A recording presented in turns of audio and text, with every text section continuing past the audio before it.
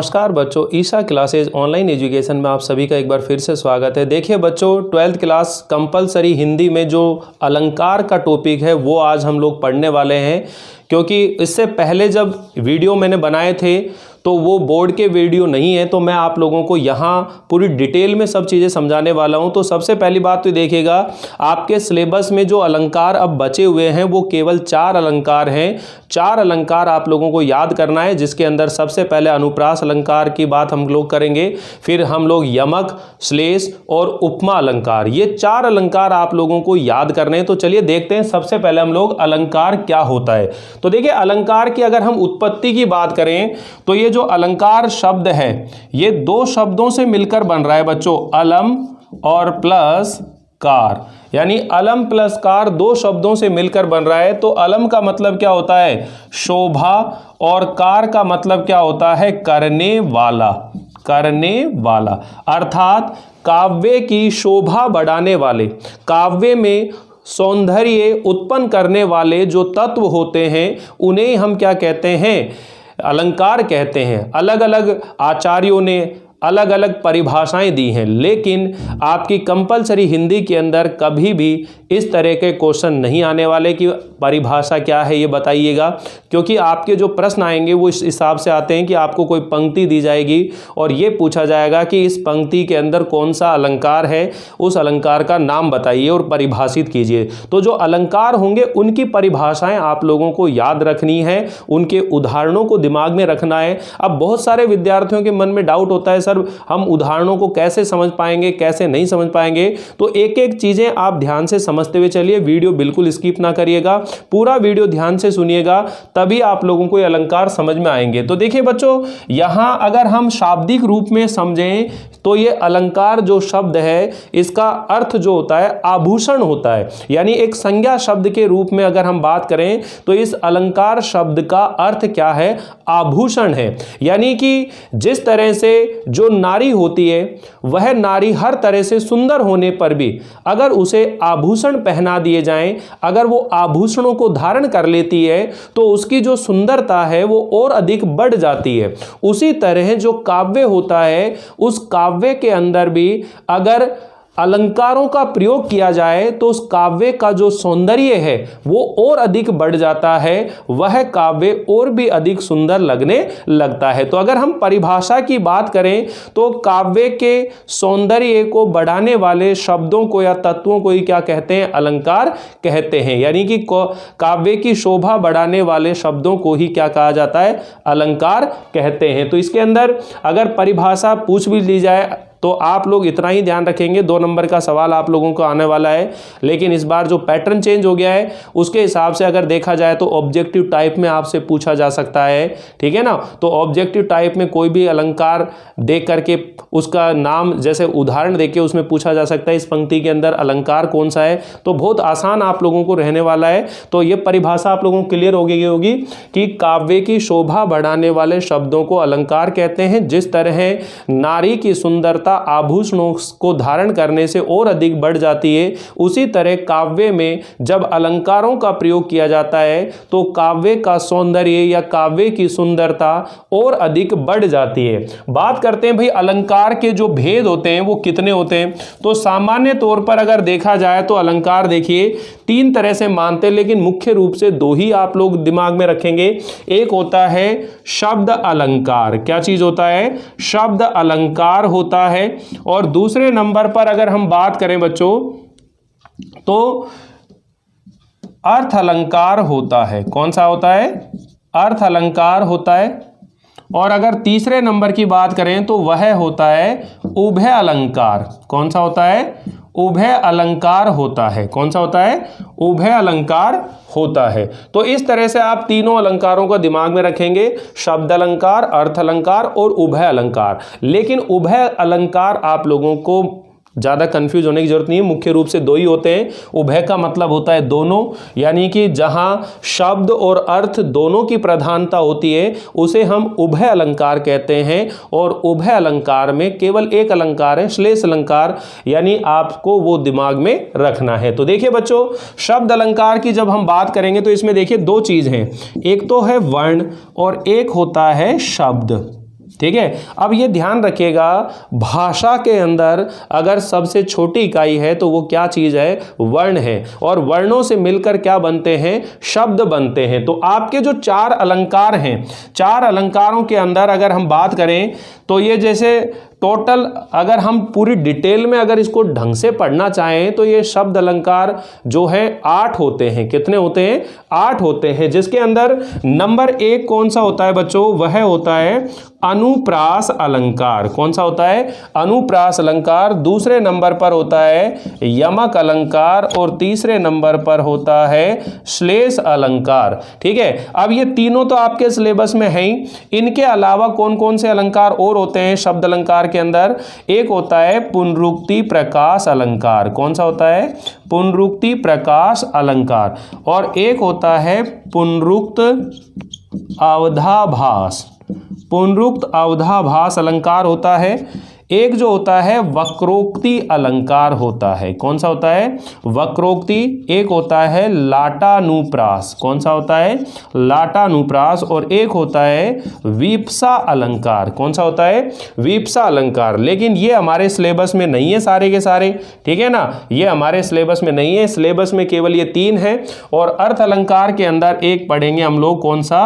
उपमा अलंकार। कौन सा पढ़ेंगे? उपमा अलंकार पढ़ेंगे। तो देखिएगा, जब हम लोग शब्द अलंकार की बात करेंगे तो शब्द अलंकार किसको कहते हैं बच्चों? जब किसी काव्य में वर्ण या शब्द के द्वारा सौंदर्य उत्पन्न किया जाता है या चमत्कार उत्पन्न किया जाता है तो उसे हम क्या कहते हैं? शब्द अलंकार कहते हैं। यानी जब वर्ण और शब्द के द्वारा चमत्कार उत्पन्न किया जाता है तो उसे हम क्या कहते हैं? शब्द अलंकार कहते हैं। और जब अर्थ के द्वारा चमत्कार उत्पन्न किया जाता है तो उसे हम क्या कहते हैं? अर्थ अलंकार कहते हैं। क्या कहते हैं उसको? अर्थ अलंकार। यानी यहां पर अर्थ की प्रधानता होती है। किसकी होती है?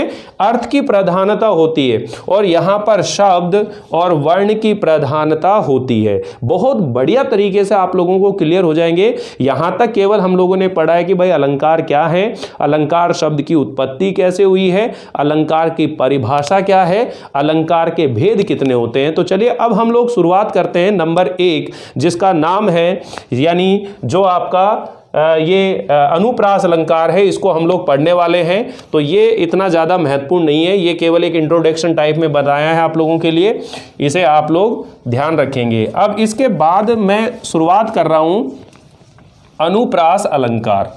तो यहाँ ये समझने योग्य है आप लोगों के लिए कि आखिर अनुप्रास अलंकार क्या होता है। सीधा टू द पॉइंट आपके क्वेश्चनों के ऊपर बात करेंगे, क्योंकि हमें विद्वान नहीं बनना है, केवल हमें यह जानना है कि हमारे एग्जाम के अंदर क्वेश्चन सही हो जाए। इस हिसाब से हमको तैयारी करनी, इस हिसाब से पढ़ाई करनी है। तो देखिए, सबसे पहले हम लोग बात कर रहे हैं अनुप्रास अलंकार की। किसकी बात कर रहे हैं? अनुप्रास अलंकार।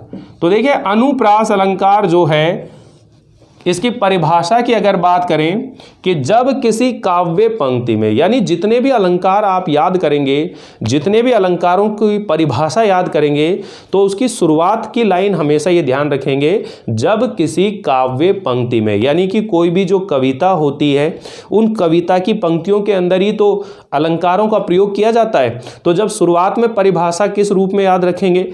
जब किसी काव्य पंक्ति में, क्या रखेंगे? जब किसी काव्य पंक्ति में वर्णों की रसानुकूल बार बार आवृत्ति होती है। आवृत्ति का मतलब होता है दोहरान। आवृत्ति होती है तो वहाँ अनुप्रास अलंकार होता है।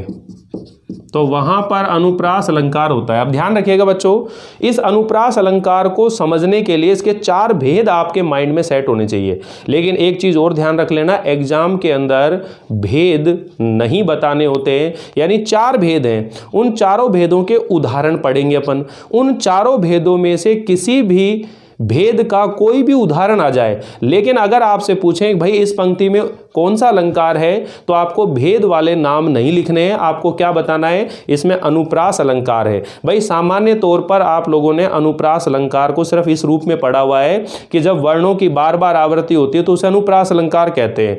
बिल्कुल सही है, लेकिन वर्णों की आवृत्ति बार बार होती है, यह तो केवल एक भेद की परिभाषा है, केवल एक भेद की परिभाषा है। बाकी के भेद की परिभाषाएं क्या हैं और उनके उदाहरण क्या हैं, ये हमारे माइंड में बिल्कुल अच्छे से सेट होने चाहिए। तो देखिए बच्चों, मेन परिभाषा ये ध्यान रखेंगे, जब भी आपसे अनुप्रास अलंकार की परिभाषा पूछेंगे तो ये परिभाषा लिखेंगे कि जब किसी काव्य पंक्ति में वर्णों की रसानुकूल बार बार आवृत्ति होती है तो उसे हम अनुप्रास अलंकार कहते हैं, या वहां पर अनुप्रास अलंकार होता है। तो देखिए यहां हम इसके जो भेद हैं उनके बारे में बात करेंगे और तभी आप लोगों को ये पूरा टॉपिक अच्छे से क्लियर होगा।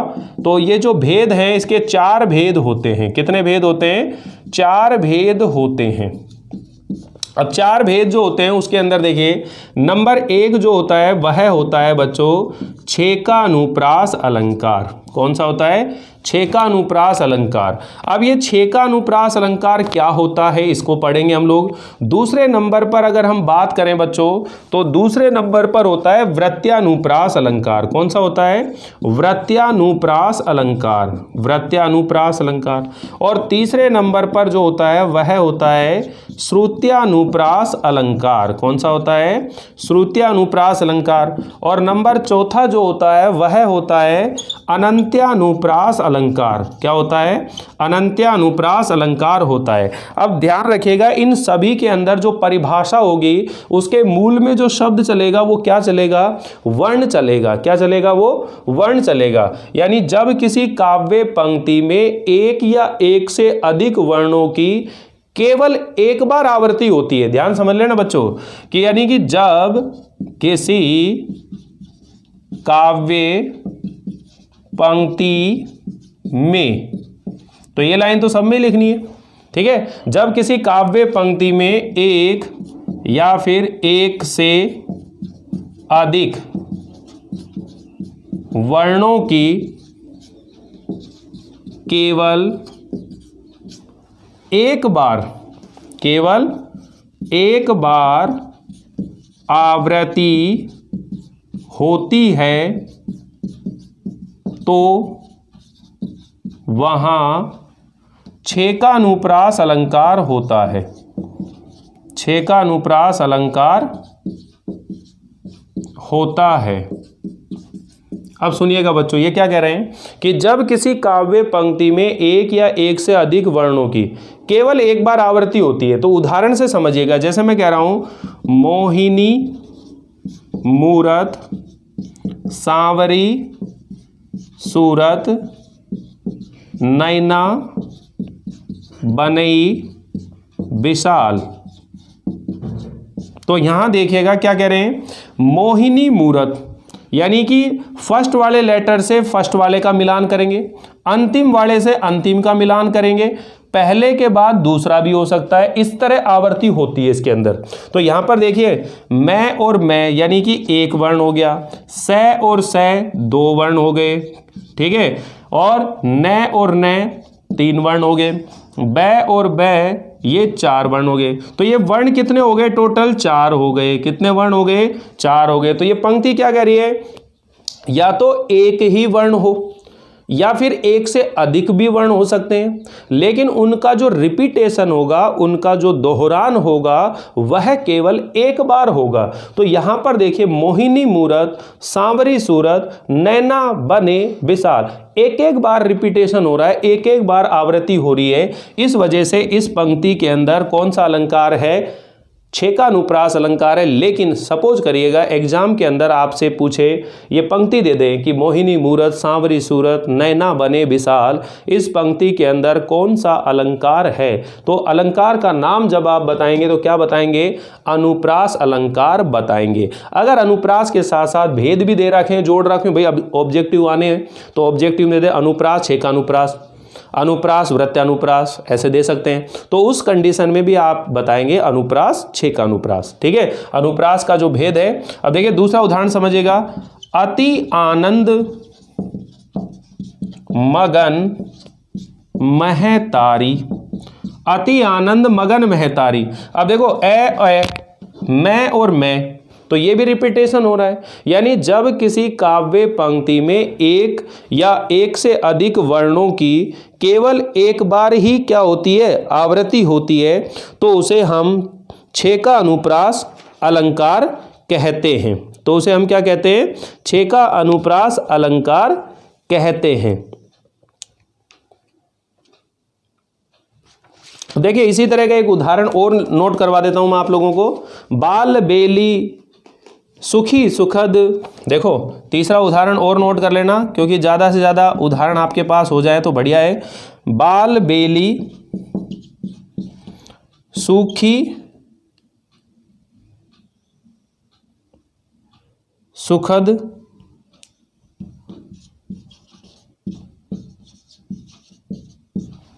ठीक है।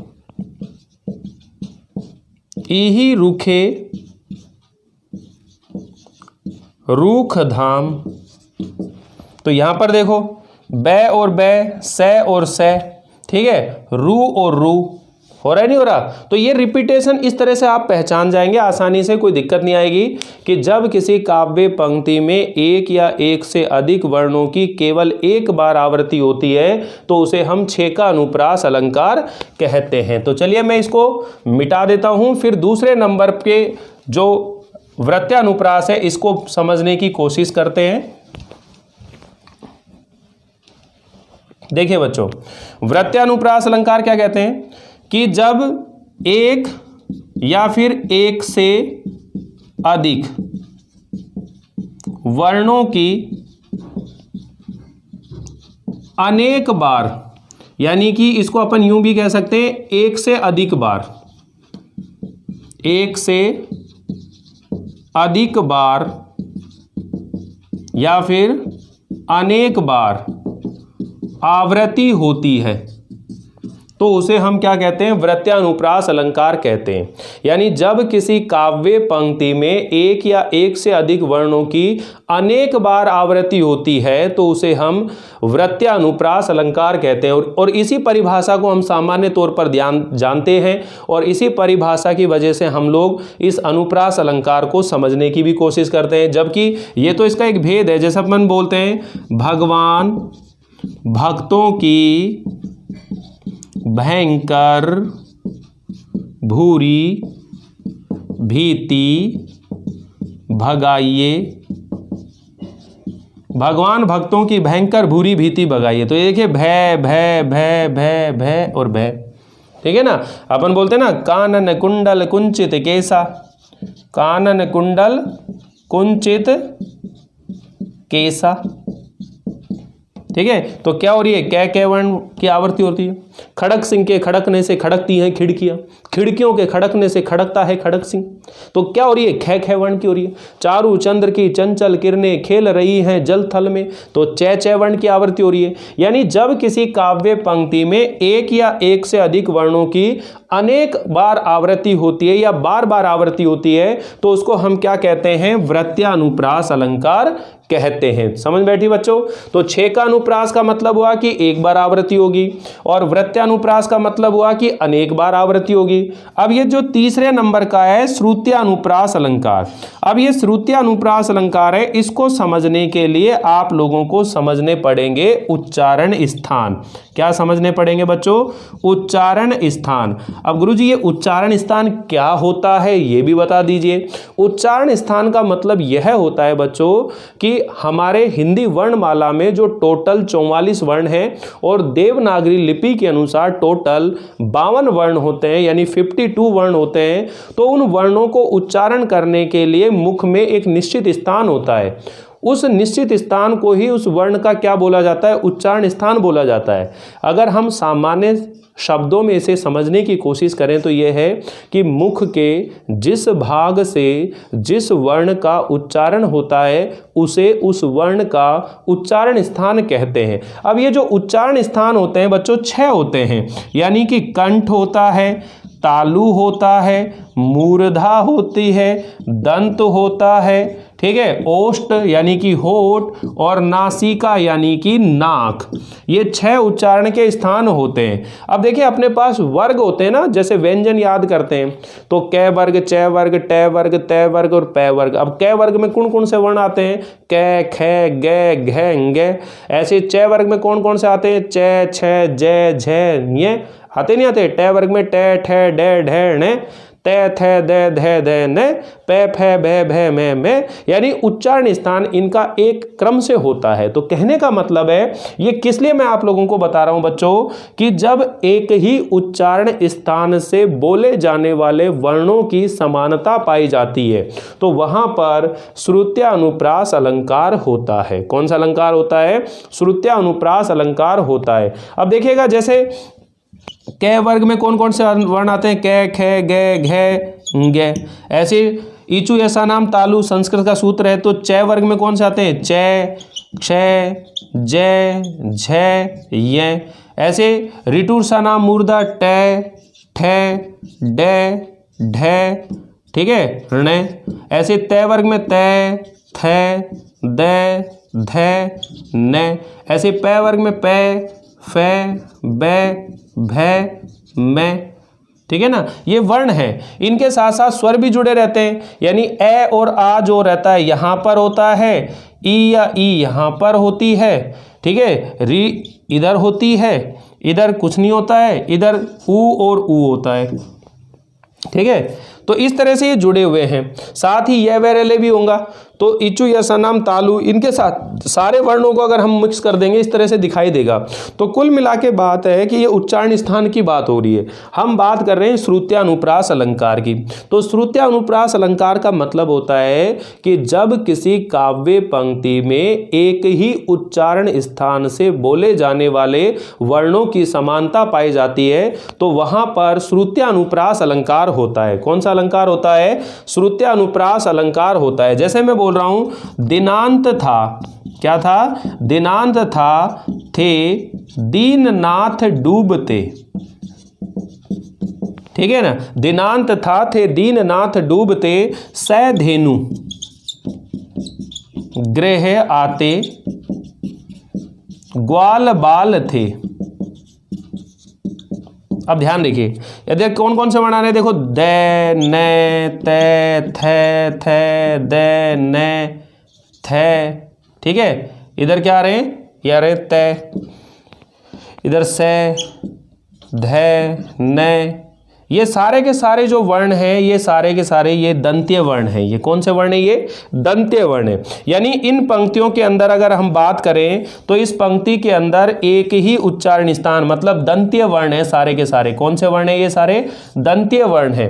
तो कुल मिलाकर हम ये कह सकते हैं कि जब किसी काव्य पंक्ति में एक ही उच्चारण स्थान से बोले जाने वाले वर्णों की समानता पाई जाती है तो वहां पर अनुप्रास अलंकार होता है। क्लियर सभी को? अभी तक हम लोग 3 परिभाषाएं पढ़ चुके हैं। जब किसी काव्य पंक्ति में एक या एक से अधिक वर्णों की केवल एक बार आवृत्ति होती है तो उसे हम कहते हैं छेका अनुप्रास अलंकार। जब किसी काव्य पंक्ति में एक या एक से अधिक वर्णों की अनेक बार आवृत्ति होती है तो उसे हम कहते हैं वृत्यानुप्रास अलंकार। और जब किसी काव्य पंक्ति में एक ही उच्चारण स्थान से बोले जाने वाले वर्णों की समानता पाई जाती है तो उसे हम श्रुत्यानुप्रास अलंकार कहते हैं। क्लियर सभी को? नेक्स्ट चौथे नंबर का जो भेद है बच्चों वह है अनंत्यानुप्रास अलंकार। ठीक है, अनंत्यानुप्रास का मतलब यह होता है कि जब किसी काव्य पंक्ति के अंत में स्वर और व्यंजन की समानता पाई जाती है तो वहां पर अनंत्यानुप्रास अलंकार होता है। अब यह ध्यान रखिएगा बच्चों, जितनी भी कविताएं लिखी जाती है वो 2 फॉर्मेट में लिखी जाती है, एक तो तुकांत और एक अतुकांत। अब ये तुकांत और अतुकांत क्या होता है? यानी तुकांत का मतलब होता है कि जब पंक्ति के अंत में स्वरों की समानता या व्यंजनों की समानता पाई जाती है तो तुकांत है। ठीक है ना, मैं जग जीवन का भार लिए फिरता हूं फिर भी जीवन में प्यार लिए फिरता हूं, हूं दोनों के अंत में क्या आ रहा है? हूं। ठीक है, अपन कह रहे हैं पागल सी प्रभु के साथ सभा चिल्लाई, सो बार धन्य वह एक लाल की माई।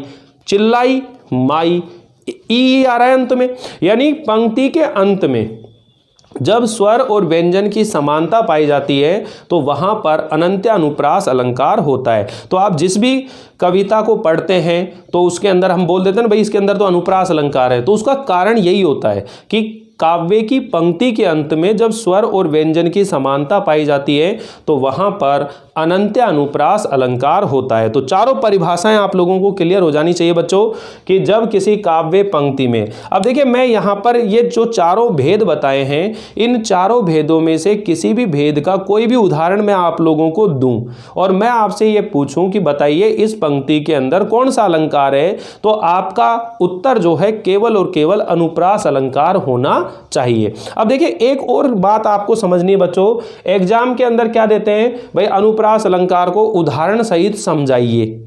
अब हम लोग करते क्या हैं, परिभाषा दे देते हैं, उदाहरण देते हैं, लेकिन वो जो पॉइंट बोल रहा है समझाइए, उसको समझाना नहीं आता है, यानी उसको समझाते नहीं है। तो समझाने का तरीका ये रहता है कि जब आपने परिभाषा लिख दी, उदाहरण लिख दिया, और जैसे मैंने मान लीजिए उदाहरण लिख दिया, भगवान भक्तों की भयंकर बुरी भीति भगाइए। अब इसको समझाएंगे कि प्रस्तुत पंक्ति में ये जो भय वर्ण है इसकी बार बार क्या हो रही है, आवृत्ति हो रही है, और जब वर्णों की इस तरह बार बार आवृत्ति होती है तो वहां पर अनुप्रास अलंकार होता है। तो ये क्या होता है, समझाना होता है। ये क्या चीज होती है, समझाना होता है। पहले परिभाषा, फिर उदाहरण, फिर समझाना, ऐसे 3 स्टेप में, 3 स्टेप के अंदर आपको अपना उत्तर देना होता है। क्लियर सभी को? तो आज इस वीडियो के अंदर हम लोगों ने अनुप्रास अलंकार समझा है, बिल्कुल अच्छे से आप लोगों के दिमाग में बैठ गया होगा। अगर फिर भी कोई दिक्कत आ रही हो तो आप मुझे पर्सनली मैसेज करके पूछ सकते हैं, और टेलीग्राम ऐप पर ईसा क्लासेज अलवर के नाम से चैनल है, उस चैनल को आप फॉलो कर लीजिए, क्योंकि कोई भी सूचना होती है तो वहां पर मैं डाइवर्ट करता हूं, वहां पर भी मैं सेंड कर देता हूं, तो वहां आप लोगों को सूचना मिल सकती है। और मेरा फेसबुक जो पेज है वो भी ईसा क्लासेज अलवर के नाम से बना हुआ है, उसे भी आप फॉलो कर सकते हैं, वहां पर भी सूचना मिल सकती है, ठीक है ना। और फेसबुक आईडी तो मेरे खुद के नाम से ही है, नरेंद्र सिंह के नाम से मेरी फेसबुक आईडी, अगर वहां भी आप मुझे फॉलो करना चाहते हैं तो वहां भी कर सकते हैं, क्योंकि आप लोगों के लिए मैं बहुत कुछ करने वाला हूं, क्योंकि जीवन के अंदर गाइडेंस बहुत बड़ी चीज़ होती है। और अभी आप लोग 12th के विद्यार्थी हो, और 12th के बाद में आपके मन में आपके करियर को लेकर के बहुत सारी सवाल होंगे, और उन सवालों का जवाब देने के लिए मैं एक वीडियो सीरीज शुरू करने वाला हूं, जिसमें बताने वाला हूं आफ्टर 12th हम लोग क्या करें। हमारे मन का सबसे बड़ा सवाल है कि 12th के बाद में मैं कौन से करियर को अपनाऊं, यानी कि मैं किस चीज़ की तैयारी करूं जिससे कि मैं पूरी तरह से अपने जीवन में उसे सफल बना सकूं। तो मेरे सब्जेक्ट के हिसाब से, मेरे स्ट्रीम के हिसाब से मुझे कौन सा कैरियर चुनना चाहिए, किस कैरियर का चुनाव मुझे करना चाहिए, ये सब बातें मैं आप लोगों को बताने वाला हूं। तो जुड़े रहिए, बने रहिए, ज़्यादा से ज़्यादा विद्यार्थियों को शेयर कीजिएगा, बताइएगा, और सुबह लाइव क्लास चलती है 6 बजे, उस लाइव क्लास को आप लोग ज्वाइन कीजिएगा। मिलते हैं अगली बार एक नए अलंकार को लेकर, तब तक के लिए थैंक यू, बाय बाय।